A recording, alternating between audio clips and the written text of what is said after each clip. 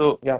two fights basically like made you one of the most talked about athletes in Indian MMA right now. So first, how did the whole MFN offer come to you initially?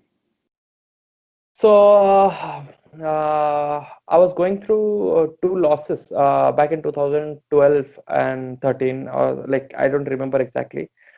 And then I had a fight in YFC, and Oh. I fought Malaysian Invasion mixed martial art, like MMA middleweight champion. He was from Malaysia, so I had a fight with him. And then I was really not expected, people didn't expect me to win, but I came out with like flying colors. I beat him up like pretty bad, and it was a pretty grueling fight. And then I can say like, yeah, of course, like I'm beating the one of the top guys in Asia, and it was like nothing. Like I'm just, yeah, it was a tough fight. Was a tough guy, but then yeah, like if you can overcome circumstances and come out with victory, like why not? So that was the turning point of the of my career. Mhm. And after that, I never looked back. And then I was training. I was Jitus was trying to contact with ONE FC and Mhm. Bellator, and there was Ryzen on Mhm. the verge, and I was supposed to fight in ONE FC. And then Brave comes in, and then I was offered a fight with Brave in Hyderabad, where Kazmat Chimaev he fought. Huh. So that fight was a short notice fight. Like I got that fight offer in 7 days notice, and who was the opponent? Jason Ramesh Solomon was the opponent, and Uh, then this is Brave 20 you're speaking about. yeah, probably Blade 20. I don't remember So the you were supposed to fight Jason in Brave in Hyderabad. yeah. Yeah, so So, Jason was initially set up to fight Nidhin, and Nidhi coach. Huh. yeah, Nidhin, and then like Nidhin has good terms with us, and then nowadays he practices in our gym, so he's one of our teammates. So Nidhin said uh, like uh, if it was a short notice fight for Nidhin as well. Mhm. But then the offer came to me, and I said like, okay, I'll fight. And then Jason dog bite him or something, and he was out of the fight 5 days prior to the competition. And then I had no interest in fighting Nidhin because he's one of our guys. So and then Nithin was already there. Then he fought an Afghani, and Mhm. I was ruled out of the whole competition. Then I was like pretty sad. Like, see, there are a lot of fights coming, and then the last moment it is changing. And then like I was offered three fights, and then all the three fights got cancelled because people were either asking money or either asking cuts. Or either saying like you go under us under our contract for 3 years, 5 years, and I Mhm. don't even know how much money I'm going to get paid, and Mhm. these guys are not even regular. Like even if you are doing three fights in a season and I'm in contract, I'm okay with it. Like I can fight two Mhm. or three fights in a season, but I don't even know how many fights you are doing in a season. And unless Mhm. if I do a 5 year contract like the SFL guys, like I'm just like ruining my own career. Didn't go in that Yes. one, so like I was pretty frustrated. And then I suddenly see Alan Fernandez one day. He calls and he's like, "See, we are starting something big, and I hope you are not under any contract." And I'm like, "See, sir, I am not under any contract, and I don't want to be in under any contract because I don't know what is the scene." And I was pretty skeptical Mhm. about MFN as well from the very start. In the Mhm. very start, Yep. because every other organization they come up and they don't take care of athletes. They just make some fights happen and then get the sponsorship, get some money, and then they are gone. And what about our career? There is nothing to do Mhm. with our career. So I was pretty skeptical. So first fight I went to fight with Rajinder Singh Meena, I was under no contract, so I was a free agent. Mhm. So I had just Mhm. had a one fight contract. Okay, And so then how yeah, was and that camp like? it How was a was pretty that hard camp camp. for Rajat? Yeah, because Rajinder Singh Meena was one of the top guys in the country, and he just had a victory in ONE FC, and he was coming back. And then Jitas was pretty keen. We have one uh, guys fighting from one weight category in the gym. So he was pretty keen. Like you have to fight the best in the country, and I think Rajinder Singh Meena is currently the name and the fame in the country. And if you are getting an opportunity, why not? Like I was very interested in that fight as well.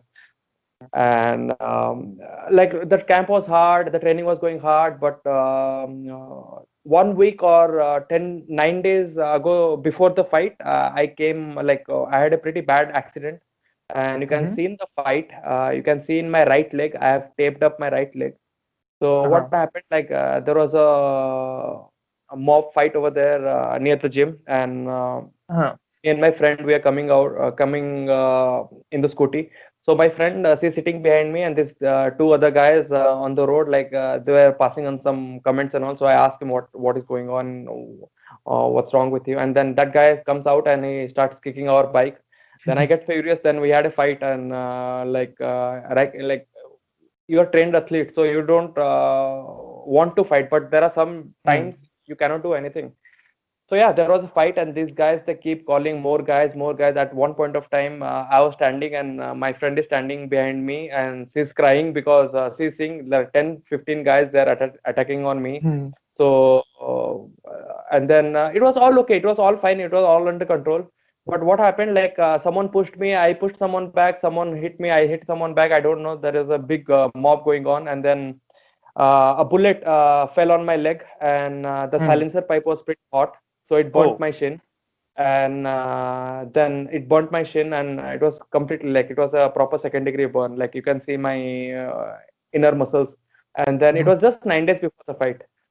And then I don't know what to do. And then in that fight, like, there were hands coming from everywhere, like 20, 30 hands coming on my face, and also Mm. my lip got cut over here, and I had stitches. The stitches Mhm. were not yet removed, and I went to fight. And then Jitas is like, "Should I cancel the fight?" I'm like, "No, no, no. See, I've Huh. been waiting from 1.5 years for this fight.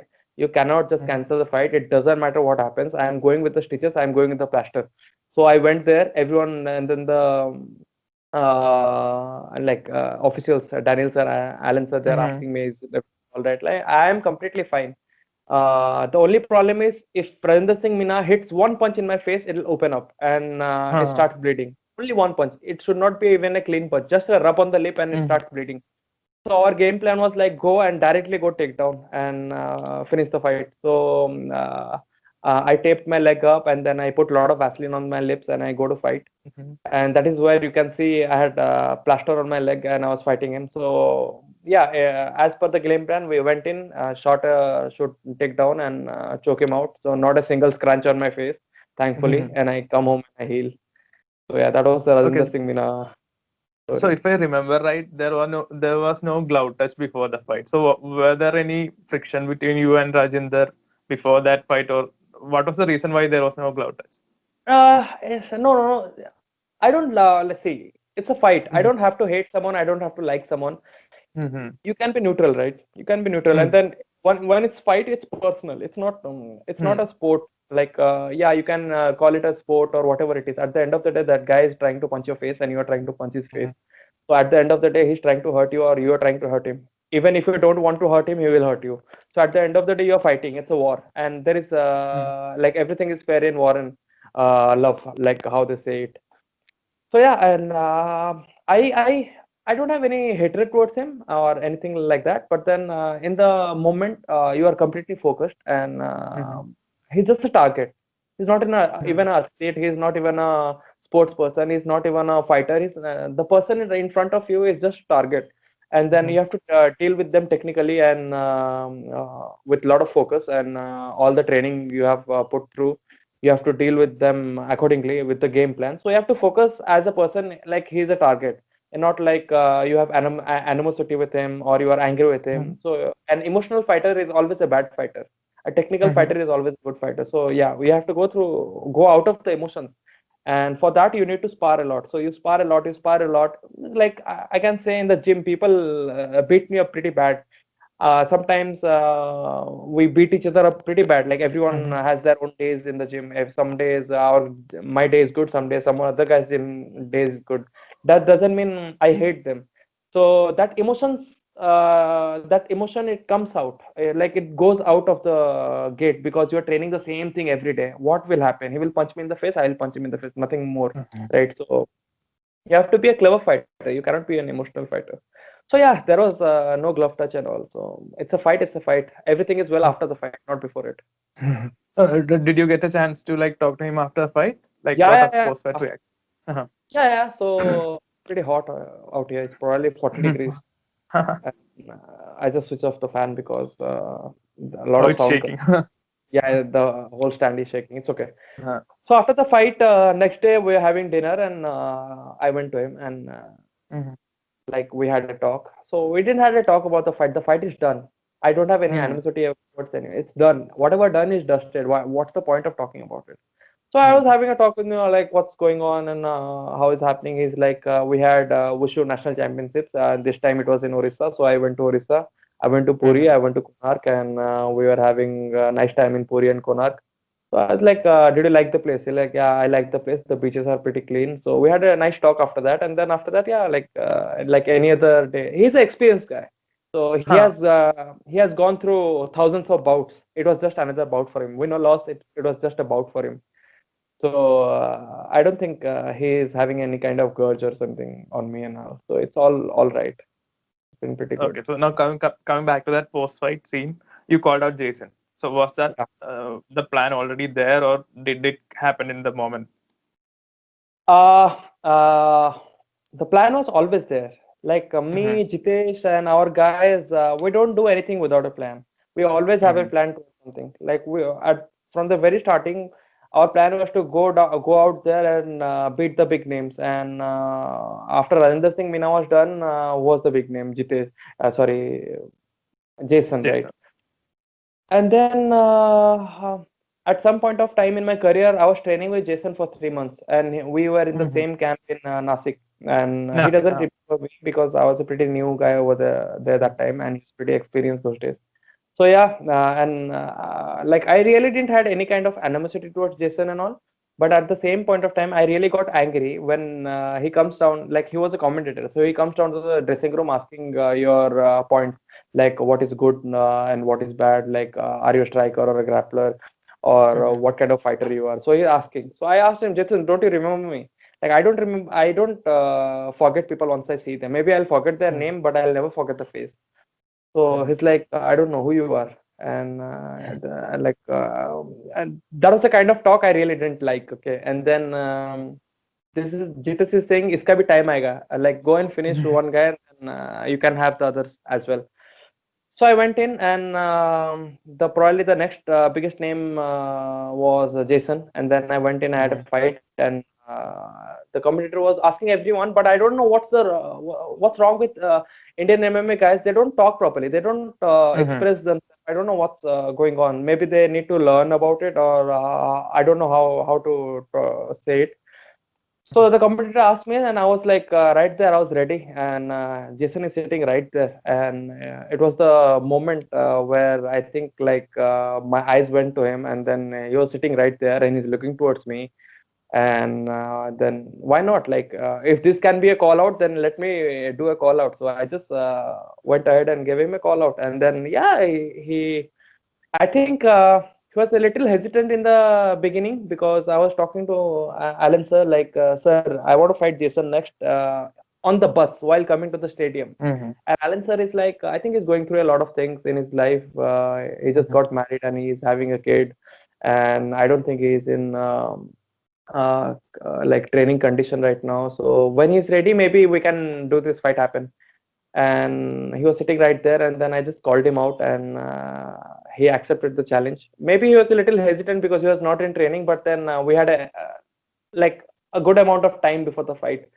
And then yeah, Hmm. and he's smart enough. He knows that Hmm. much time is enough to prepare. So yeah, so that is how the Jason fight happened. So this fight was supposed to happen in Brave. Like this was destined to happen. Do you think?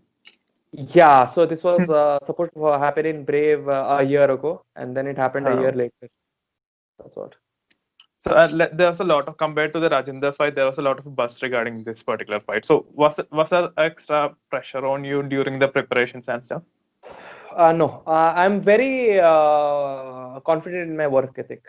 Like you Hmm. can give me like if I rate the fighter from 1 to 10, you can give me a Hmm. fighter who comes in the category of 1 or 2, and if I am not Hmm. prepared, I will not be confident. If you Hmm. give me a fighter who is 10, 9, 10, or maybe more than that, if I have prepared, I am very confident. So I am very confident on my work ethic. And yeah, if I have on full camp, if I know I am preparing, if I know my supplements are good, if I know my training is good, if I know my nutrition is good, it doesn't matter whom I am fighting. I just like it's Hmm. a matter of time for me to just say yes. Like the Mima champion. Malaysian Invasion champion. Like he was a big fighter, he's a big fighter. Like, but I had confidence like I can beat him, so I just went there and beat him up. So I was pretty confident in my training, and I'm pretty confident in my coach, and I'm pretty confident in my training partners as well. Like we have a very good team, we have a very strong team. So it doesn't matter whoever in the country comes in front of us right now, because MFN is not providing us foreign fighters, and it'll be really amazing if they bring in foreign fighters. But right now, as per I am in a couple of years contract with MFN, and we'll be fighting Indians. So I'm probably focusing on Indian fighters, and that is how it is. And it doesn't matter who is coming and who is going. It's just a matter of time before I reach the top. Okay, so coming back to the Jason thing, how was the camp like? How was your fight camp for that particular fight? Like, what did you have a plan and were you able to execute that? Yeah, so I wanted to strike because Mm-hmm. not a lot of people have seen me striking, Mm-hmm. and I always wanted to strike. I don't want to give out the game plan and stuff like that, but Mm-hmm. Mm-hmm. I would prefer striking rather than grappling. But the fight is something like that. It can go anyway. Mm-hmm. Like I wanted to strike, and then Jason was throwing deep kicks, and he was not landing. Then he was throwing leg kicks. He was not Mm-hmm. landing. He's getting frustrated. He's going forward, back, and I'm watching him. And then he's coming near. He's running away. He's coming near and running away. He's thinking like I will advance, and then he will counter back. Then I went for an overhand right. I landed. The other one I again went, and probably the fight before my fight, the corner man were drinking water or something. They didn't mop the Mm-hmm. floor. I threw a Uh-huh. cross and slipped off, and I Uh-huh. fell face forward on the ground. Mm-hmm. And for a time, for a blink of a second, I thought like, what just happened? Did I get knocked out or what? Huh? Mm-hmm. How can I fall on the ground? Then I see like there was water and my leg slipped off and I fell down. Mm-hmm. And I see Jason coming running towards me, and then it's all muscle memory. We have trained for it. Someone Uh-huh. is near, go for a double leg, single leg, whatever it is, take him down. My grappling, I have full confidence in my grappling, so it doesn't matter if someone takes me down or stands up with me. But my game plan was going out with guns blazing, which really didn't happen. I was really sad about it, Mm-hmm. and it turned out to be a kimura from the back. Mm-hmm. So the first round submission, first round finish, were you expecting that? Yeah, very much. And then even I think Krishna Shroff and Mm-hmm. I think one of our friends, they were betting on me as well. Like Uh-huh. okay, but not like money betting and all. Mm-hmm. Like Mm-hmm.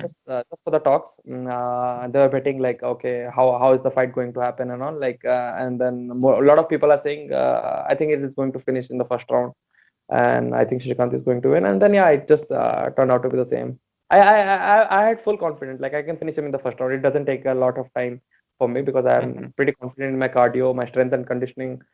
So it doesn't require a lot of time for me to finish anything. Okay, so coming to the post fight thing, you guys kind of gelled after the fight. So what did Jason tell to you like after the fight? No, Jason, like after the submission, the referee actually didn't see the submission.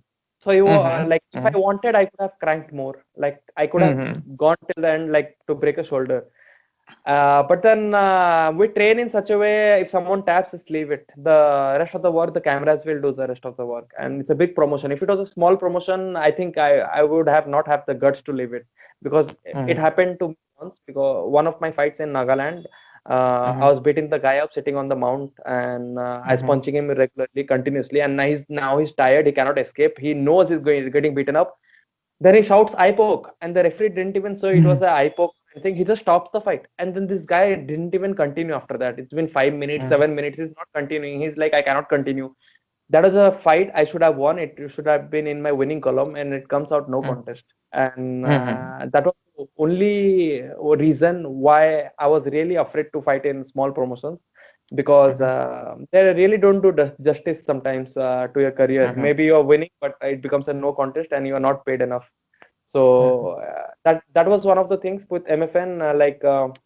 We knew there are a lot of camera crews. They are professionals. They will always capture from different angles. And this guy tapped. I understood. I just let it go. The referee still didn't understand what happened. So Jason, there was a just Jason just said me like it was a really good submission, and pretty sleek, and well done. And he just said me that thing, and I sat down and just said him, see, we just put on the biggest fight in the Indian MMA Mhm. history, and thank you for that. And he's like, okay, fine, no problem. That's it, nothing else.